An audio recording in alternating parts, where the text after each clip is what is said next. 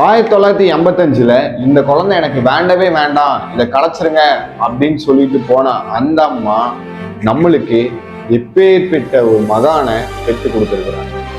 அவர் தான் Cristiano Ronaldo. இன்னைக்கு அவரோட லைஃப் ஸ்டோரியை பார்க்க போறோம். எவ்ரி ஃப்ரைடே நம்ம சேனல்ல ஒரு இன்ஸ்பைரிங் ஸ்டோரி வந்துடும், அதுக்கு நான் கேரண்டி. மறக்காம சேனலை சப்ஸ்கிரைப் பண்ணிக்கோங்க. வாங்க வீடியோக்குள்ள போகலாம்.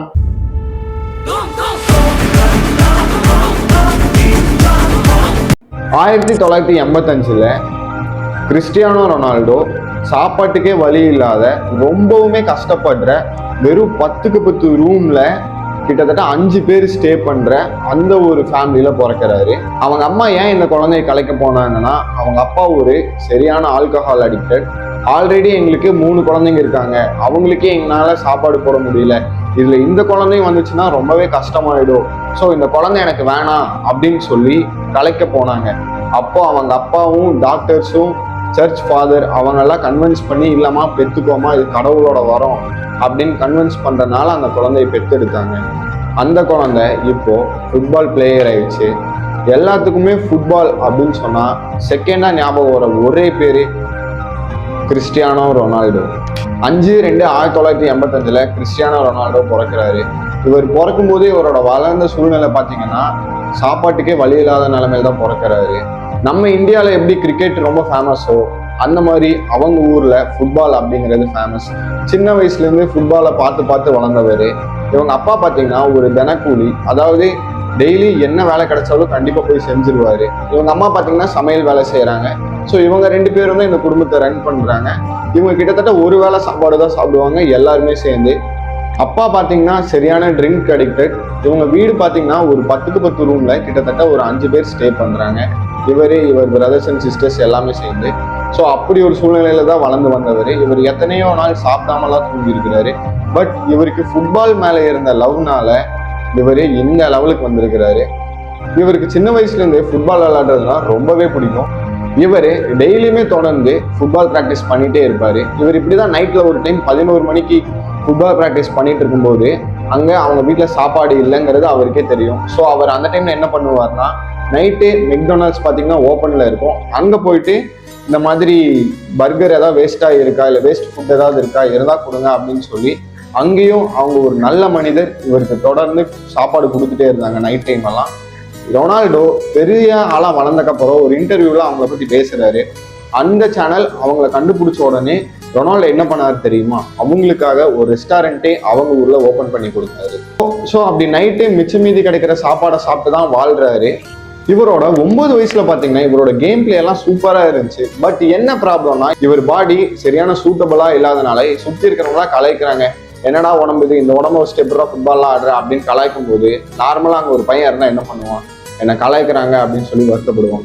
பட் இவர் என்ன பண்ணாருன்னா, யாரெல்லாம் அவங்க கலாய்ச்சாங்களோ அதுவே ஒரு மோட்டிவேஷனா மாத்தி கரெக்டா 10 வயசுல ஜிம் போய் சேர்றாரு. அன்னையிலேருந்து இப்போ மட்டும் ஒர்க் அவுட் ரொட்டீன் ரெண்டுமே டிசிப்ளினா ஃபாலோ பண்ணிட்டு இருக்காரு. இது சொல்லவே மறந்துட்டேன், டிசிப்ளினுக்கு ஒரு பெஸ்ட் எக்ஸாம்பிள்னா அது கிறிஸ்டியானோ ரொனால்டோ மட்டும்தான். ஸோ அப்போலேருந்து ஜிம் போறாரு. அப்போ இவங்க ஸ்கூல்ல பாத்தீங்கன்னா ஒரு சரியான சம்பவம் நடக்குது. என்னன்னு பாத்தீங்கன்னா, கிறிஸ்டியானோ ரொனால்டோ உட்காந்து கிளாஸ் கவனிச்சுட்டு இருக்கும்போது அவங்க கிளாஸ் டீச்சர் கேட்கறாங்க, என்னடா எப்ப பாரு ஃபுட்பால்னு சுத்திட்டே இருக்கேன், அந்த ஃபுட்பால் என்ன உனக்கு சோறா போட போகுது அப்படிங்கும்போது அந்த டீச்சர் என்னை பத்தி தப்பா பேசலாம், என்னோட பேஷனை எப்படி தப்பா சொல்லலாம் அப்படின்ட்டு அவர் உட்காந்து இருக்கிற சேர் எடுத்து டீச்சர் மேல போடுறாங்க. அது பெரிய இஷ்யூவாகி அந்த இஷ்யூ பிரின்சிபல் காதுக்கு போகுது. அப்போ அவங்க அம்மா கிட்ட, இந்த பையனை இங்க இருந்து கூப்பிட்டு போயிருங்க, இவன் படிச்சா வேஸ்ட் தான், இவன் படிக்கிறதுக்கெல்லாம் சரிப்பட்டு வர மாட்டான், இவன் கூப்பிட்டு போயிருங்க அப்படின்னு சொல்லும்போது கிறிஸ்டியானோ ரொனால்டோட அம்மா அவர்கிட்ட கேட்குறாங்க, கண்ணா நீ ஃபுட்பால் விளையாடுறியா இல்லை படிக்கிறியா அப்படின்னு கேட்கும்போது அவருக்கு என்ன ரொம்ப பிடிக்குமோ அதை செலக்ட் பண்ணாரு. அம்மா நான் ஃபுட்பால் விளையாட போறேன் அப்படின்ட்டு அவர் ஒரு லோக்கல் கிளப்ல இருக்கிற டீம்ல ஜாயின் பண்ணி நல்லாவே ஃபுட்பால் விளையாண்டாரு. அப்போதான் ஒரு விஷயத்த கண்டுபிடிக்கிறாங்க, கிறிஸ்டியானோ ரொனால்டோக்கு நம்மள மாதிரி நார்மலான ஹார்ட் பீட் மாதிரி எல்லாம் கிடையாது. அதாவது நார்மல் பீப்புள் மாதிரி அவரோட ஹார்ட் கிடையாது. நார்மலான டைம்லயே ரொம்ப ஹெவியாவே துடிக்கும் அவர் ஹார்ட் பீட். ஸோ இதனால அவரை ஹாஸ்பிட்டல்ல அட்மிட் பண்றாங்க. அப்போ டாக்டர்ஸ் எல்லாம் அவங்க அம்மா கிட்ட என்ன சொன்னாங்கன்னா, அம்மா பையனை காப்பாற்ற முடியும், அது பார்த்தீங்கன்னா 50% தான் சான்ஸ் இருக்கு, ஒன்று இறந்து போயிடலாம் இல்லை காப்பாற்றிடலாம், நீங்க இந்த சர்ஜரிக்கு ஓகே ஒத்துக்கிறீங்களா அப்படின்னு சொல்லும்போது அவங்க அம்மா ஒத்துக்கிட்டு அவங்க எங்கெங்க சின்ன சின்ன சேவிங்ஸ் வச்சிருப்பாங்க பாத்தீங்களா, அந்த சின்ன சின்ன சேவிங்ஸ் நகாடை இருக்கிறது. ஸோ அந்த மாதிரி விஷயங்கள்லாம் பண்ணி ரொனால்டோக்கு ஆப்ரேஷன் பண்றாங்க. அப்போ அவர்கிட்ட டாக்டர்ஸ் எல்லாம் சொன்னது என்ன தெரியுமா? தம்பி, இதுக்கு மேலே நீ ஃபுட்பால் ஆடக்கூடாதுப்பா, ஃபுட்பால் மறந்துரு அப்படின்னு சொல்லும்போது கிறிஸ்டியானோ ரொனால்டோ ஒரே ஒரு வார்த்தை தான் சொன்னாரு, ஃபுட்பால் விளாண்டு என் உயிர் போகுதுன்னா அது சந்தோஷமா போட்டோம், நான் ரொம்பவே சந்தோஷப்படுவேன் அப்படின்னு சொல்லிட்டு தன்னோட பேஷனான ஃபுட்பால் அது மேலே கால் வச்சு செம்மையாக விளாண்டாரு. ஸோ இவரோட கேம் பிளே அண்ட் இவரோட பேரு அங்கே இருக்கிறதெல்லாம் நல்லா பிரபலமாயிட்டு வரும்போது பார்த்தீங்கன்னா யாரோட வாழ்க்கையிலையும் நடக்க முடியாத ஒரு சோகம் அவர் வாழ்க்கையில் நடந்துருச்சு. அவரோட அப்பா ரொம்பவே ட்ரிங்க்குக்கு அடிக்ட் ஆகிட்டு அந்த ட்ரிங்கால அவரோட உயிர் போயிருச்சு. இவர் ஒரு பெரிய மேட்ச் விளையாண்டு வீட்டுக்கு வரும்போது பார்த்தீங்கன்னா அவர் இறந்து கிடக்கிறாரு. அதே சமயம் அம்மாவுக்கும் பிரெஸ்ட் கேன்சர் இருக்கிறது அப்போதான் அவருக்கு தெரியும். ஸோ அவர் என்ன பண்றதுன்னே தெரியல. ஒரு பக்கம் அப்பா இல்லை, அம்மாவுக்கு வர பிரெஸ்ட் கேன்சர், என்னடா பண்றது அப்படின்ட்டு டவுனா ஃபீல் பண்ணாம அம்மா கூட்டிட்டு போய் வைத்தியம் பார்க்குறாங்க. அவங்க இருந்த ஊர்ல பார்த்தீங்கன்னா பிரெஸ்ட் கேன்சருக்கான சொல்யூஷன் சரியா இல்லை. அப்போ வந்துட்டு அவர் ஒரு முடிவு எடுத்தாரு. அவர் பெருசா வளர்ந்தக்கப்புறம் அவரோட ஊர்ல பிரெஸ்ட் கேன்சருக்குன்னு அதிக பணம் செலவு இல்லாம ஃப்ரீயாவே மெடிக்கல் செக்அப் பண்ணிட்டு போகலாம், மெடிக்கல் இதெல்லாம் யூஸ் பண்ணிக்கலாம் அப்படின்னு சொல்லி அப்போ முடிவெடுத்தாரு. பட் இவர் வளர்ந்த உடனே பார்த்தீங்கன்னா அதை செஞ்சு காமிச்சிட்டாரு. இப்போ அவங்க ஊர்ல பார்த்தீங்கன்னா கிறிஸ்டியானோ ரொனால்டோ ஒரு ஹாஸ்பிட்டல் மாதிரி ஒன்று கட்டி கொடுத்துருக்கிறாரு. அங்கே பிரெஸ்ட் கேன்சருக்கு எல்லாமே பார்த்தீங்கன்னா ஆல் ஃபெசிலிட்டிஸ் ஃப்ரீ தான். ஸோ அங்கேருந்து எப்படியும் அவங்க அம்மாவை கூட்டிகிட்டு போயிட்டு பிரெஸ்ட் கேன்சர்லேருந்து காப்பாற்றுறாரு. அதுக்கப்புறம் பார்த்தீங்கன்னா ஆடுற எல்லா மேட்சுமே பார்த்தீங்கன்னா வெறித்தனமாக ஆடுறாரு. செம்மையாக கோல் போட்டு நம்பர் 1 பிளேயராக மாறுறாரு. தி கோல் கிரேட்டஸ்ட் ஆஃப் ஆல் டைமாக மாறுறாரு. ஸோ அன்னையிலேருந்து அவரோட சின்ன வயசுல 9 வயசுல ஓட ஆரம்பிச்சவர் இப்போ மட்டும் தொடர்ந்து ஓடிட்டே இருக்கிறனால தான் அவர் நம்பர் 1 பிளேஸ்ல இருக்காரு. அவரோட daily routines and work out plan எல்லாத்தையுமே என் தம்பி சொல்லுவான், பாருங்க. Hello guys, welcome to my YouTube channel grow with Arun.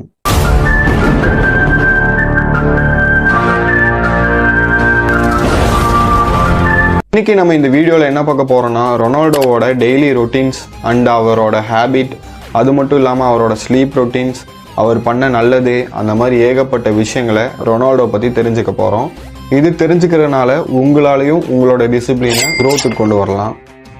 The discipline is the most difficult thing, not only in the sports, but in the life. நான் ரீசெண்டாக பார்த்து shock ஆன மனுஷனா அது இவர் தான். இவர் உண்மையிலே மனுஷன் தானா அப்படின்னு ஏகப்பட்ட கேள்வி எனக்குள்ள நிறைய தடவை வந்திருக்கு இவர் பண்ணுற ஒவ்வொரு சின்ன சின்ன ஹேபிட்டையும் பார்த்து. முதல்ல இவரோட டெய்லி ரொட்டீன். காலையில் எந்திரிச்சோடனே கிறிஸ்டியானோ ரொனால்டோ கோல்டு ஷவர் எடுப்பார். அதுக்கப்புறம் பார்த்தீங்கன்னா 1 glass ஆஃப் வாட்டர் ஃபுல்லாக அந்த வாட்டர் குடிச்சிருவார். அதுவும் வெறும் வயிற்றுலேயே குடிப்பார். குடிச்சு முடிச்சதுக்கப்புறம் பார்த்தீங்கன்னா சன்ரைஸ் எடுக்க ஆரம்பிச்சிருவார். சன்ரைஸ் எடுத்து முடிச்சதுக்கப்புறம் கொஞ்சம் வேர்வையாக இருக்கும்ல, அந்த வேர்வையை க்ளீன் பண்ணுற விதமாக அப்படியே ஒரு லைட் பாத்திங், அப்படியே லைட்டாக பாத் பண்ணிட்டு அங்கேருந்து வந்த உடனே பிரேக்ஃபாஸ்ட் கம்ப்ளீட் பண்ண ஆரம்பிச்சிருவார். இவரோட பிரேக்ஃபாஸ்ட் மோஸ்ட்லி பார்த்தீங்கன்னா ஹை ப்ரோட்டீனாக தான் இருக்கும். பிரேக்ஃபாஸ்ட் கம்ப்ளீட் பண்ணி முடிச்சதுக்கப்புறம் பார்த்தீங்கன்னா அவரோட ஃபிட்னஸ்க்கு டைம் கொடுப்பாரு. அவரோட ஃபிட்னஸ் முடிச்சதுக்கப்புறம் என்ன பண்ணுவாருன்னா அவரோட கேர்ள் ஃப்ரெண்டு ஜோஜினாவோட பாட்காஸ்ட்டில் டெய்லி 2 hours டைம் ஸ்பெண்ட் பண்ணுவார். அந்த இது முடிச்சதுக்கப்புறம் லைட்டாக ஒரு ஸ்லீப் போட்டு அதுக்கப்புறம் அவரோட குழந்தைங்க கூட ஜாலியாக விளையாட ஆரம்பிப்பார். ஃபஸ்ட்டு அவர் அந்த சன் பாத் எடுத்ததுக்கப்புறம் பார்த்தீங்கன்னா அவரோட குழந்தைங்கள ஹக் பண்ணுவாராமா, அது அவருக்கு ரொம்ப பிடிக்கும்னு அவரே ஒரு இன்டர்வியூவில் சொல்லியிருப்பார். அவரோட குழந்தைங்களோட விளையாடி முடிச்சதுக்கப்புறம் பார்த்தீங்கன்னா அவர் வழக்கம் போல் ஜிம்முக்கு போயிடுவார். ஸோ இதுதான் அவரோட டெய்லி ரொட்டீன். தொடர்ந்து 90% ஆஃப் டேஸ் அவருக்கு இப்படி தான் போயிட்டுருக்காமா. இருங்க இன்னும் இந்த வீடியோ முடியலை. இந்த வீடியோ ஃபுல்லாக பாருங்கள், உங்களுக்கு நல்லா போக போக இன்ஸ்பைரிங்காக இருக்கும். இப்போ அவரோட ஒர்க் அவுட் பிளானை பார்க்கலாம். அதாவது எனக்கு ஒர்க் அவுட் பற்றி அவ்வளோக்கா தெரியாது. நான் அவர் என்னென்ன டேக்கு என்னென்ன ஒர்க் அவுட் பண்ணுவார் அப்படிங்கிறத மட்டும் உங்களுக்கு சொல்கிறேன். என் தலைவன் பார்த்தீங்கன்னா 7 நாள் இருக்குல்ல, வாரத்தில் 7 நாளில் பார்த்தீங்கன்னா 2 நாள் ரெஸ்ட் எடுப்பார். உங்களுக்கே ஷாக்காக இருந்துச்சுல, எனக்கும் இது ஃபஸ்ட் டைம் பார்க்கும்போது ஷாக்காக தான் இருந்தது. நான் என்ன நினைப்பேன்னா ஒர்க் அவுட்னா தொடர்ந்து பண்ணணும் அப்படின்னு தான் நான் நினைப்பேன். ஆனால் இவர் 2 நாள் ரெஸ்ட் எடுக்க பார்த்துட்டு எனக்கு லைட்டாக ஷாக் ஆச்சு. அதுக்கப்புறம் இவரை பற்றின ஃபுல் டீட்டெயில்ஸ் எடுக்க போகும்போது தான் மிகப்பெரிய ஷாக் தலைவன் கொடுத்தாரு. இவர் ஃபஸ்ட்டு பார்த்தீங்கன்னா மார்னிங் கோல்டு ஷவர் எடுப்பார். அது ஏன்னு பார்த்தீங்கன்னா அவரோட மைண்ட் அவரோட கண்ட்ரோலில் இருக்கிறதுக்காக கோல்டு ஷவர் எடுப்பார். நான் ரீசெண்ட் டைமில் கோல்டு ஷவர் தான் எடுத்துகிட்ருக்கேன். அது உண்மையிலே ரொம்ப பெனிஃபிட்டாக இருக்குது மைண்டுக்கு. நம்ம என்ன சொன்னாலும் நம்மளோட மைண்டு கேட்குற மாதிரி இருக்குது. இந்த வீடியோ பார்க்குற நீங்களும் சரி நாளையிலேருந்து கோல்டு ஷவர் எடுக்க ட்ரை பண்ணுங்கள். Okay, back to the topic. அவர் கோல்டு ஷவர் எடுத்து முடிச்சதுக்கப்புறம் பார்த்தீங்கன்னா அவரோட டேவை லிஸ்ட் அவுட் பண்ணலாம். Monday leg day. மண்டே பார்த்தீங்கன்னா அவர் தன்னோட காலுக்காக ஒர்க் அவுட் பண்ணுவார். ரெண்டாவது டியூஸ்டே பார்த்தீங்கன்னா அவர் கம்ப்ளீட்டாக ரெஸ்ட் எடுப்பார். ரெஸ்ட்டுன்னொடனே உட்காந்து ஃபோன் நோண்டிட்டு சும்மா டைம் வேஸ்ட் பண்ணிட்டு இருக்கிறது அந்த மாதிரி கிடையாது. இது சம் எக்ஸசைஸ் மாதிரியும் இருக்கும், எக்ஸசைஸ் இல்லாத மாதிரியும் இருக்கும். ஜாகிங் போகிறது, வாக்கிங் போகிறதுலாம், ஃப்ரெண்ட்ஸோட மீட்டப் பண்ணுறது, அந்த மாதிரி ஒரு சில ஹேபிட்லாம் எடுத்துப்பார். இல்லைனா கிட்ஸ் கூட்டிகிட்டு வெளியே சுற்றுறது, அந்த மாதிரி டியூஸ்டே டைமில் பண்ணுவார். வெனஸ்டே பார்த்தீங்கன்னா upper body work out. Thursday பார்த்தீங்கன்னா ஸ்குவாட்ஸ் எக்ஸசைஸ் பண்ணுவார். ஃப்ரைடே பார்த்தீங்கன்னா பாடி பேலன்ஸ் ஒர்க் அவுட் பண்ணுவார். சாட்டர்டே பார்த்தீங்கன்னா ரெஸ்ட் டே. இதில் அவர் என்ன பண்ணுவார்னா ஒன்று ஜாகிங் போவார், இல்லைனா ஸ்விம்மிங் பண்ணுவார். சண்டே பார்த்தீங்கன்னா அவரோட ஃபுல் பாடி ஒர்க் அவுட். இந்த மாதிரி வாரத்தில் இருக்கிற 7 நாளையும் தனித்தனியாக லிஸ்ட் அவுட் பண்ணி அதுக்காக இவர் வேலை பார்ப்பார். இங்கே ஒன்று புரிஞ்சுக்கோங்க, அவர் தன்னோட ஸ்கில்ஸ் டெவலப் பண்ணுறதுக்கு தனியாகவும் டைம் ஒதுக்குறாரு. அது மட்டும் இல்லாமல் அவரோட பாடியோட ஃபிட்னஸ்க்கு தனியாக டைம் ஒதுக்குறாரு. அவரோட பாடி ஃபிட்னஸ் டைமிங் அண்டு ரெகுலாரிட்டியை தான் நான் இப்போ சொல்லிட்டு இருக்கிறது. இப்போ இவரோட ஸ்லீப் பற்றி பார்க்கலாம். இவர் பார்த்தீங்கன்னா ஸ்லீப்புக்கு ரொம்ப ரொம்ப முக்கியத்துவம் கொடுக்குறாரு. எந்த அளவுக்குன்னா ஸ்லீப்காகவே ஒரு பர்சனல் ட்ரைனரை ஹையர் பண்ணியிருக்கிறாரு. ஏன்னா mental health and physical health எவ்வளோ ஸ்ட்ராங்காக இருக்கோ அதை விட ரொம்ப இம்பார்ட்டண்டானது தன்னோட ஸ்லீப் குவாலிட்டியும் ஸ்ட்ராங்காக இருக்கணும் அப்படிங்கிறது. இதை அவர் ஸ்டில் பிலீவ் பண்ணிட்டு இருக்காரு. ஸோ இப்போ அவரோட ஸ்லீப் ரொட்டீன் பார்த்தீங்கன்னா ஒரு பேர் வச்சு கூப்பிடுவாங்க. அது என்ன பேர்னா நிக் லிட்டில் ஹெல்ஸ்.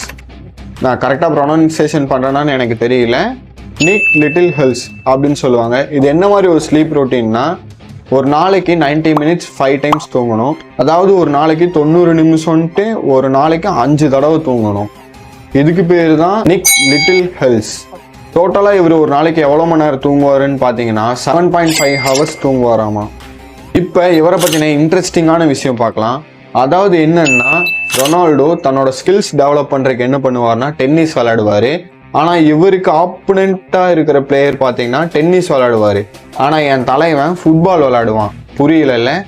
ஆப்போனண்ட் பிளேயர் அந்த பாலை டென்னிஸ் பேட்டால் ஹிட் பண்ணும்போது தலைவர் ரொனால்டோ அந்த பாலை தன்னோட காலால் ரிசீவ் பண்ணி தென் அதை ஹிட் பண்ணுவார். பார்த்தீங்களா, டென்னிஸை கூட ஃபுட்பாலாக கன்வெர்ட் பண்ணுறாரு என் தலைவன். ரெண்டாவது இவரை பற்றின இன்ட்ரெஸ்டிங்கான விஷயம் என்னென்னா இவர் எந்த கண்ட்ரிக்கு போய் மேட்ச் விளையாண்டுட்டு வந்தாலும் அடுத்த நாள் பார்த்தீங்கன்னா எந்திரிச்சு டயர்டாக ஃபீல் பண்ணி ஓகே நம்ம நாளையிலேருந்து ஸ்டார்ட் பண்ணலாம் அப்படிங்கிற ஒரு விஷயம் இவர்கிட்ட இருக்கவே இருக்காது. அவர் ஏதாவது ஒரு கண்ட்ரிக்கு போய் விளையாண்டுட்டு வந்தாருன்னா அடுத்த நாள் காலையில் எப்பயும் போல் தன்னோட ரொட்டீனை ஸ்டார்ட் பண்ண ஆரம்பிச்சிருவார். இது நான் பார்த்து ரொம்பவே ஷாக் ஆகிட்டேன். இந்த டயர்ட்னஸ் அப்படிங்கிறது அவருக்கு இருக்குமான்னு எனக்கு சந்தேகமாகவே இருக்குது. என்ன இப்படி இருக்காரு மனுஷன். ஓகே, இப்போ அவரோட மனிதநேயம் பற்றி பார்ப்போம். இது most of the YouTube channel cover பண்ணியிருக்கலாம். ஆனால் இது இவரோட லைஃப்லேயே ஒன் ஆஃப் த பெஸ்ட் பார்ட்டுன்னு நான் சொல்லுவேன். ஏன்னா ரொனால்டோ நம்ம எல்லாத்துக்குமே தெரியும் அவர் டிசிப்ளினுக்கு ஒரு காட் மாதிரின்னு. அது மட்டும் இல்லாமல் அவர் ஒரு குட் ஹியூமன் பீயிங் கூட. ஏன்னா இந்த 2 ஸ்டோரியை பாருங்க. ஸ்டோரி நம்பர் 1, 2022 வேர்ல்டு கப் மொராக்கோவில் நடக்குது. அதாவது மொராக்கோ விசஸ் போர்ச்சுகல் அப்படிங்கிற ஒரு மேட்ச் வருது. அதில் பார்த்தீங்கன்னா போர்ச்சுகல் படும் பயங்கரமாக தோத்துருச்சு. அப்போது அங்கே இருக்கிற மொராக்கோ பீப்புள்ஸ்லாம் என்ன சொன்னாங்கன்னா ரொனால்டோவை நல்லா கிண்டல் பண்ணாங்க. Ronaldo! Where is Cristiano? Where is Cristiano? Ronaldo is crying in his car. Ronaldo. அதே நெக்ஸ்ட் இயர் பார்த்தீங்கன்னா மொராக்கோவில் எர்த்குயிக் வந்துருச்சு. ரொனால்டோக்கு நியூஸ் தெரிஞ்ச அடுத்த நேரத்திலே பார்த்தீங்கன்னா அவர் தன்னோட இன்ஸ்டாகிராம் பேஜில் அவரோட ஃபீலிங்ஸ் அண்ட் எமோஷன்ஸை ஷேர் பண்ணியிருந்தார். இப்போது ரெண்டாவது ஸ்டோரி சொல்கிறேன். இது உண்மையிலே கேட்க ரொம்ப ரொம்ப இன்ஸ்பைரிங்காக இருக்கும். என்னன்னா 2004 இந்தோனேஷியாவில் பார்த்தீங்கன்னா சுனாமி வந்துருச்சு. அந்த சுனாமியால் பாதிக்கப்பட்ட பையன் யாருமே இல்லாத அனாதையாக்கப்பட்டான். அதாவது அவனோட தம்பி, தங்கச்சி, அவனோட ஃபேமிலி எல்லாத்தையுமே இழந்துட்டான். ஆனால் அந்த பையன் பார்த்தீங்கன்னா ஒரு ட்ரெஸ் போட்டிருந்தான். அந்த ட்ரெஸ் என்னன்னா போர்ச்சுகல் நேஷனல் டீமோட ஜெர்சியை போட்டிருந்தான். இந்த நியூஸை பார்த்த ரொனால்டோ அடுத்த நாளே அந்த பையனை பார்க்க வந்தார் இந்தோனேஷியாவுக்கு. வந்தது மட்டும் இல்லாமல் அந்த பையனை அவர் கூடயே கூட்டிகிட்டு போயிட்டு அந்த பையனுக்கு தேவையான எஜுகேஷன், ஸ்கூல் அண்ட் அவனுக்குன்னு ஒரு நல்ல வீடு, தன்னோட சொந்த பையனை எந்த அளவுக்கு கேர் பண்ணி பார்த்துப்பாங்களோ அந்த மாதிரி அந்த பையனை கேர் பண்ணி இப்போ அந்த பையன் ஒரு நல்ல வெல் செட்டில்டாக இருக்கான். யோசிச்சு பாருங்க, இந்த மாதிரி யாராவது பண்ணுவாங்களா அப்படின்னு. ஓகே கைஸ், இந்த ஒரு வீடியோ உங்களுக்கு பிடிச்சிருந்துச்சு அப்படின்னா மறக்காம என்னோட சேனலை சப்ஸ்கிரைப் பண்ணிக்கோங்க. அடுத்த ஒரு நல்ல வீடியோவில் பார்க்கலாம். போயிட்டு வரேன். டாடா.